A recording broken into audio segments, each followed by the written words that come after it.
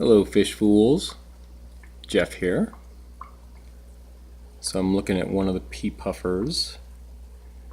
It's one of 4 pea puffers I have in this tank. So this is what I call the Ocho. I call it the Ocho because it's my 8th aquarium and because Ocho is a fun word to say. So this was initially set up to serve as a quarantine tank.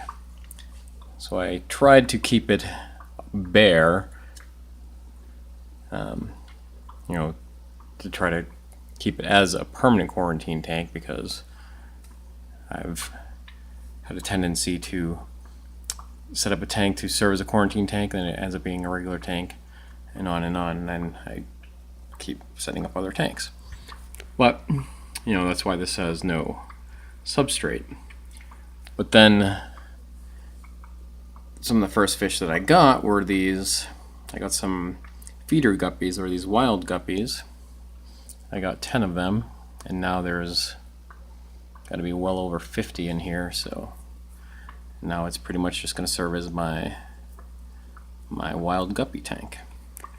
And I think the pea puffers are going to stay in here for the time being.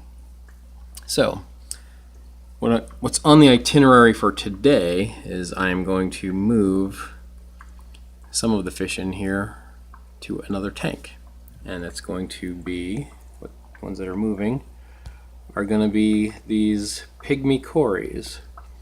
You can see 2 Pygmy Corydoras underneath that breeding trap right there. And in case you're wondering why I just have this breeding trap in here, I used it one time in my Guppy and Antler hybrid tank to see how many, I put a pregnant guppy in it to see how many babies she would have. And it developed a lot of algae on it.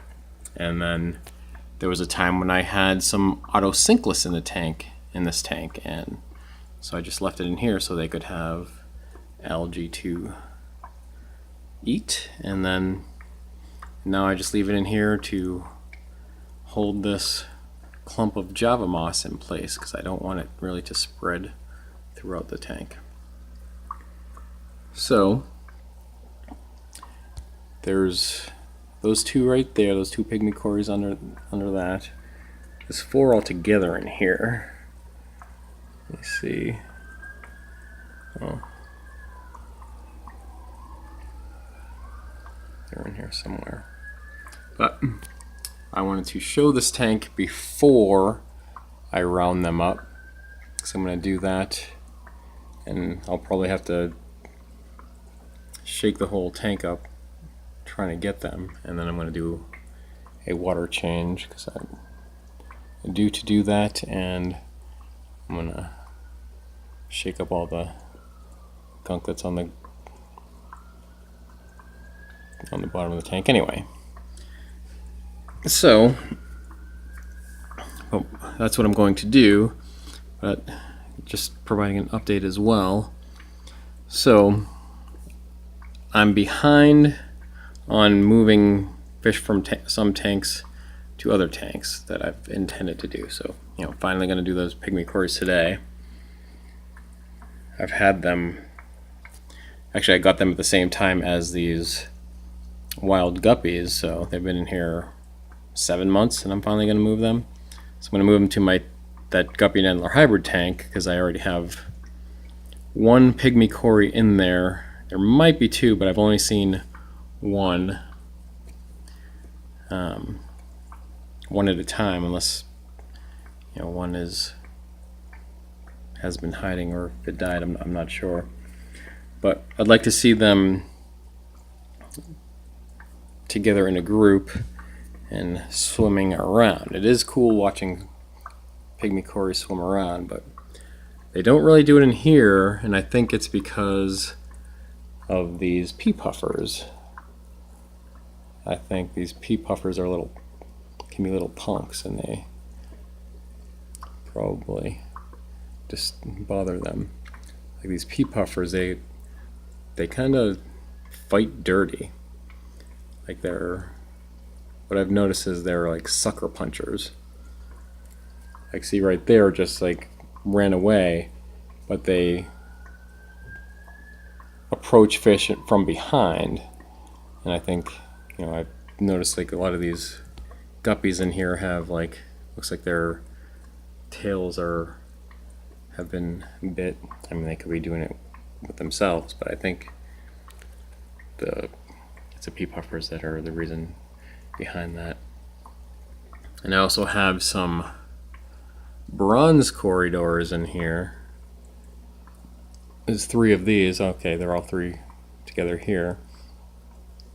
You can see like this one right here, like there's a nip in the dorsal fin, and there's like, maybe look like there's little nips on the tail fin too. I suspect it's the pea puffers causing that. And one other thing too is I noticed their barbels are worn. I wouldn't have thought that would happen, you know, without any substrate in here, because I had Julie Corydoras in my 30-gallon planted live bear community tank. I have only 1 left now, but I suspected it was the Eco Complete substrate that has like some jagged edges. But now maybe that's not the reason, because there is no substrate in here, and the same thing is happening with these guys. I mean, I doubt it's the pea puffers nibbling on, you know, trying to chomp on them, because they don't, you know, as I mentioned, they come from behind. They don't bother other fish head on, face to face. But yeah, I don't know. And check out my balls. Alright, there's another Pygmy Cory over here on the side. Alright, and so yeah, there's probably about over 50 wild guppies in here now, and I do like these guys. When they see someone they get in the light, their colors are actually pretty cool, I think. And I like them because they don't have big floppy fancy guppy fins. But there hasn't been any more babies. Well, they're having babies, but there's much less cover now, and they're eating each other, and I think the pea puffers are eating the fry, because this is all that's left of the water sprite.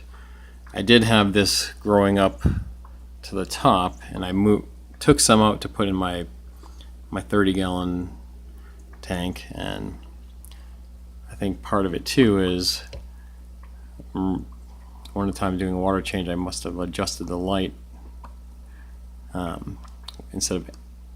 I just have this submersible light in here, and instead of having the light aimed down, it's kind of like aiming straight across the top. So I don't think these are getting the light that it needs, because it was, with just that light, it was growing pretty good before. And all this, you know, some up here too. And I've got some hornwort, and that's not really, like, there's a little piece in the light that's looking good there, but what isn't in the light is dying off. Alright,